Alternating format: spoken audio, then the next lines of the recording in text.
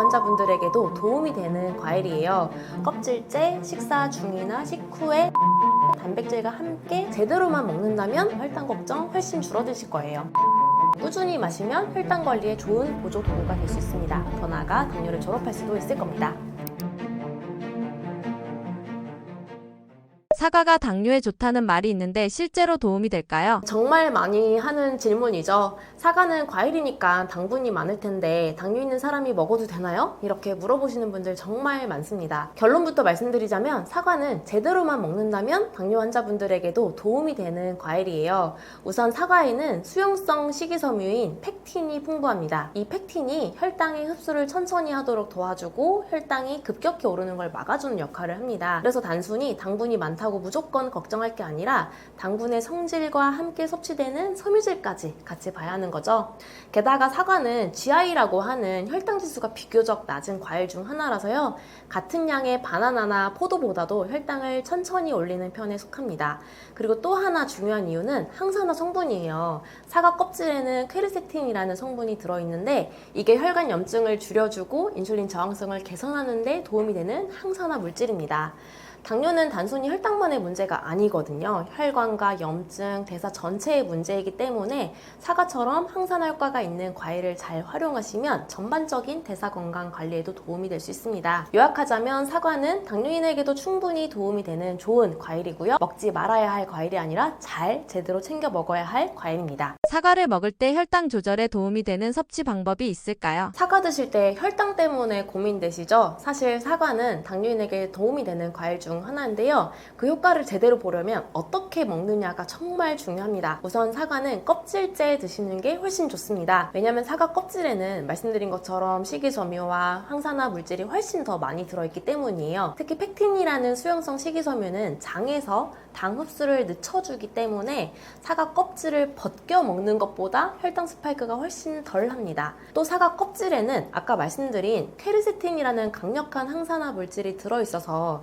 염증을 줄이고 인슐린 저항성을 낮추는 데도 도움이 되는 성분이기 때문에 껍질을 그냥 버리는 건 사과의 이점을 절반 이상 버리는 거라고 보셔도 됩니다. 그 다음 중요한 포인트는 먹는 타이밍이에요. 사과는 단맛이 나는 과일이다 보니 공복에 드시면 혈당이 확 오를 수 있습니다. 그래서 제일 좋은 건 식사와 함께 드시거나 식후 간식으로 조금씩 나눠서 드시는 겁니다. 특히 단백질 음식과 같이 먹으면 소화가 느려지고 혈당도 덜 오르거든요. 예를 들면 사과를 반 개 정도 잘라서 삶은 달걀이나 견과류, 요거트, 낫또 이런 거랑 같이 드시면 혈당 관리에 훨씬 더 유리합니다. 이렇게 드시면 포만감도 오래가고 식욕 조절에도 도움이 됩니다. 그리고 꼭 말씀드리고 싶은 게 있는데요. 사과는 씹어서 드셔야 합니다. 주스로 드시면 절대 안 됩니다. 주스로 만들면 식이섬유는 다 빠지고 당분만 빠르게 흡수되기 때문에 혈당이 확 치솟게 되거든요. 그러니까 사과는 통으로 껍질째 천천히 씹어서 드시는 게 가장 좋습니다. 한 번에 먹는 양은 적게 식후 간식으로 활용하시는 게 좋고요. 사과는 껍질째 식사 중이나 식후에 단백질과 함께 천천히 씹어서 드시는 게 당뇨인들의 혈당 조절에 가장 도움이 되는 섭취법입니다. 같은 사과라도 이렇게만 드시면 혈당 걱정 훨씬 줄어드실 거예요. 사과 외에 당뇨 환자가 안심하고 먹을 수 있는 과일에는 어떤 것들이 있을까요? 당뇨가 있는 분들은 과일이 달다고 해서 무조건 피하시려고 하는데 사실 잘 고른 과일은 당뇨 환자분들에게도 도움이 됩니다. 혈당을 급격히 올리지 않고 오히려 식이섬유와 항산화 물질 덕분에 혈당 조절이나 염증 억제에 도움이 될 수 있거든요. 그럼 사과 말고도 당뇨 환자가 비교적 안심하고 먹을 수 있는 과일에는 어떤 게 있을까요? 제가 보통 진료 때 많이 추천하는 과일은 딱 이 네 가지입니다. 첫 번째는 블루베리, 딸기, 라즈베리 등의 베리류인데요. 베리류는 GI라고 해서 혈당 지수가 낮고 항산화 물질이 풍부해서 당뇨인들에게도 아주 좋습니다. 특히 블루베리는 혈관 건강과 인슐린 민감도 개선에도 도움이 되는 과일이라서 하루 한 줌 정도, 100g에서 한 70g 정도 생으로 드시면 좋습니다. 냉동 블루베리도 괜찮고요. 단 시럽이나 잼은 안 됩니다. 두 번째는 자몽인데요. 자몽도 혈당 지수가 낮은 과일 중 하나예요. 다만 약 드시는 분들은 주의하셔야겠고요. 특히 고혈압 약이나 고지혈증 약 중 일부는 자몽과 상호작용이 있어서 드셔도 되는지 꼭 주치의 선생님과 상담을 하셔야 합니다. 그런 점만 괜찮다면 자몽은 인슐린 민감도를 높여주는 성분도 있어서 괜찮은 과일입니다. 세 번째는 키위인데요. 키위는 의외로 혈당 지수가 낮은 편이고 비타민 C와 키위와 식이섬유가 풍부해서 혈당 조절에 도움이 됩니다. 초록색 키위보다는 노란색 골드 키위가 당이 더 높기 때문에 가능하면 초록색으로 선택하시고요. 하루에 반 개에서 한 개 정도면 괜찮습니다. 그리고 네 번째는 토마토인데요. 토마토는 많은 분들이 채소로 알고 계시지만 과일에 해당합니다. 식물학적으로 보면 과일은 씨를 품고 있는 식물의 열매를 말하는데요. 토마토 역시 꽃이 피고 수정된 뒤 씨앗을 품는 열매가 되기 때문에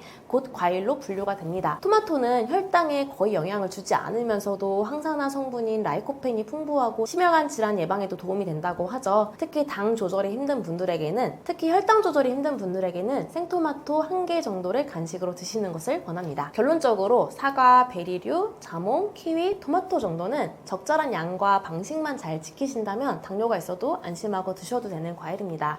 단 주의하실 점은 절대 과일 주스나 건과일, 말린 과일은 피하셔야 합니다. 당이 농축되어 있어서 혈당이 급격히 올라갈 수 있기 때문이죠. 자연 그대로, 생으로, 적당히 이렇게 3가지가 핵심입니다. 반대로 당뇨 환자가 피해야 하는 과일에는 어떤 종류가 있을까요? 과일이라고 다 좋은 건 아니거든요. 특히 혈당이 너무 빠르게 오르거나 당 성분이 농축된 과일은 당뇨가 있는 분들은 피하시는 게 좋습니다. 제가 임상에서 진료할 때 주의하라고 말씀드리는 과일은 몇 가지가 있는데요. 첫 번째는 바나나, 특히 잘 익은 바나나는 피하시는 게 좋아요. 바나나는 혈당 지수가 꽤 높고 당분 함량이 높습니다. 특히 껍질에 갈색 반점이 많을수록 혈당 지수가 더 높아지기 때문에 혈당을 빠르게 올릴 수 있어요. 그래서 만약에 나는 바나나를 먹고 싶다 라고 하면 단단하고 살짝 덜 익은 바나나를 드시면 그래도 괜찮습니다. 두 번째는 포도인데요. 포도는 알알이 작아서 먹다 보면 양 조절이 좀 잘 안 되는 경향이 있죠. 그런데 포도는 혈당 지수가 높고 포도당 함량도 많아서 한 움큼만 먹어도 혈당이 급격하게 오를 수 있습니다. 특히 포도 주스, 말린 포도는 더 위험합니다. 생포도도 소량만, 딱 대여섯 알 정도만 드시는 게 좋고요. 가능하면 다른 과일로 대체하는 걸 권장드립니다. 세 번째는 멜론인데요. 멜론도 혈당 지수가 매우 높기 때문에 조금만 먹어도 혈당이 확 올라갑니다. 멜론은 수분도 많아서 시원하게 먹기 좋다라고 생각하시겠지만 사실상 당이 희석되어 있는 음료처럼 작용을 하죠. 먹고 나면 금방 배고파지고 혈당 스파이크가 일어나기 쉽습니다. 그리고 네 번째는 어떤 과일이든 말린 과일은 피하시는 게 좋은데요. 말린 망고, 말린 포도, 건포도라고 하죠. 그리고 말린 바나나 칩, 말린 무화과 등은 물기가 빠지면서 사실 당 성분이 농축되거든요. 게다가 시중에 파는 건 대부분 설탕을 추가로 넣는 경우도 많습니다. 한 입만 먹어도 혈당이 훅 올라가니까 당뇨가 있다면 피하시는 게 좋겠죠. 그리고 다섯 번째는 과일 주스입니다. 그래도 100% 생과일 주스면 괜찮지 않나요? 이런 얘기도 하시는데요. 하지만 안타깝게도 100% 생과일 주스도 혈당에는 위험합니다. 과일을 주스로 만들면 식이섬유는 거의 다 사라지고 같은 사과 한 개를 먹는 것보다 사과 주스 한 잔이 훨씬 더 빠르게 혈당을 올립니다. 정리하자면 피해야 할 과일은 당이 많고 빨리 흡수되며 양 조절이 어려운 과일들이고요. 특히 바나나, 포도, 멜론, 말린 과일, 주스 형태는 꼭 피하셔야겠고요. 과일을 드시더라도 아까 말씀드린 것처럼 천천히 생으로 적당량 드시는 게 중요합니다. 과일은 건강식이라는 고정관념이 당뇨에는 오히려 족이 될 수도 있어요. 당뇨 관리는 좋은 음식만 먹는 게 아니라 피해야 할 음식도 제대로 아시는 것부터 시작이 됩니다. 사과 식초가 당뇨에 좋다는 말이 많은데 실제로 어떤 작용을 하나요? 이 질문 정말 많이 하시는 편인데요. 사과 식초가 당뇨에 진짜 좋은가요? 라고 하십니다. 결론부터 말씀드리면 올바르게 활용하면 혈당 조절에 분명 도움이 됩니다. 우선 사과 식초에는 아세트산이라는 성분이 들어있어요. 이 아세트산은 우리 몸에서 탄수화물의 소화를 늦추고 포도당 흡수를 천천히 하게끔 도와줍니다. 쉽게 말하면 밥을 먹었을 때 혈당이 급격하게 오르는 걸 막아주는 역할을 한다는 거죠. 이걸 혈당 스파이크 억제라고 합니다. 또 한 가지 중요한 건 사과 식초가 인슐린 감수성을 조금 높여주는 역할도 해요. 즉 인슐린이 잘 작동하게 도와주는 거죠. 특히 공복 혈당이 잘 안 떨어지는 분들한테서 효과가 더 잘 나타나는데요. 자기 전에 사과 식초를 소량 섭취한 그룹에서 다음날 아침 혈당이 더 낮게 나왔다는 연구 결과도 있습니다. 다만 무조건 좋다고 생각해서 너무 많이 마시거나 아무 때나 마시면 안 됩니다. 위가 약한 분들은 속쓰림이 생길 수 있거든요. 그래서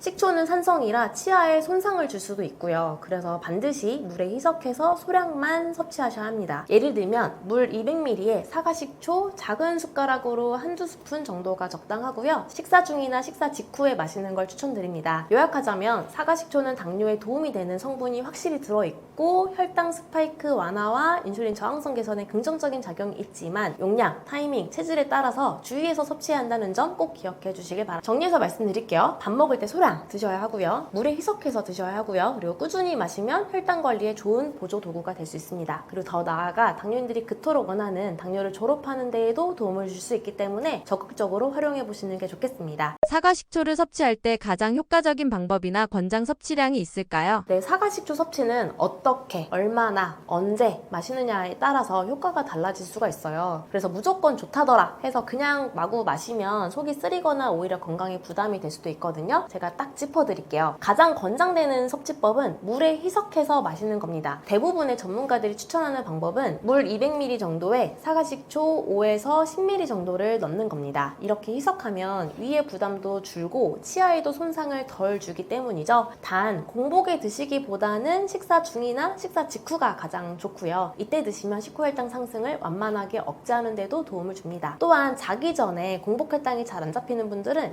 저녁 식사 직후에 섭취하는 것도 고려해 볼 수 있어요. 희석해서 마시는 것 외에도 조금 더 부담 없이 사과식초를 활용하고 싶으신 분들께는 다음과 같은 방법도 추천드리는데요. 우선 샐러드 드레싱에 활용하시면 좋습니다. 샐러드가 당뇨에 좋은 건 확실하지만 사실 드레싱이 너무 달면 당뇨에 오히려 악영향을 주기도 하거든요. 그래서 직접 드레싱을 만들어서 샐러드에 뿌리면 좋은데요. 올리브유, 레몬즙, 사과식초, 약간의 소금이나 허브를 섞으면 건강한 드레싱을 만들 수가 있습니다. 샐러드 먹을 때 한번 활용해보세요. 다음으로 샐러드 같은 생식이 부담스러운 당뇨인 분들도 비교적 편하게 실천할 수 있는 방법이 있는데요. 바로 식초를 따뜻한 물과 계피와 함께 마시는 것입니다. 따뜻한 물에 사과식초를 희석하고 계피가루 한 꼬집을 넣으면 혈당 조절을 도와주는 두 가지 재료가 시너지 효과를 낼 수도 있어요. 단 위장이 너무 약하신 분들은 계피는 생략하셔도 좋습니다. 마지막으로 플레인 요거트에 사과식초 몇 방울을 넣어 드시는 분들도 있으니까요. 한번 참고해보세요. 마지막으로 꼭 기억하실 점은 사과식초는 어디까지나 혈당 관리에 도움을 줄 수 있는 보조 도구라는 점입니다. 이걸 마신다고 해서 밥을 2공기씩 먹거나 빵, 과자를 마음껏 먹어도 된다는 건 절대 아닙니다. 적절한 식단과 생활 관리를 하면서 동시에 사과식초를 소량씩 올바르게 활용하시면 당뇨 관리에 분명히 좋은 결과가 따를 수 있고요. 더 나아가 당뇨를 졸업할 수도 있을 겁니다.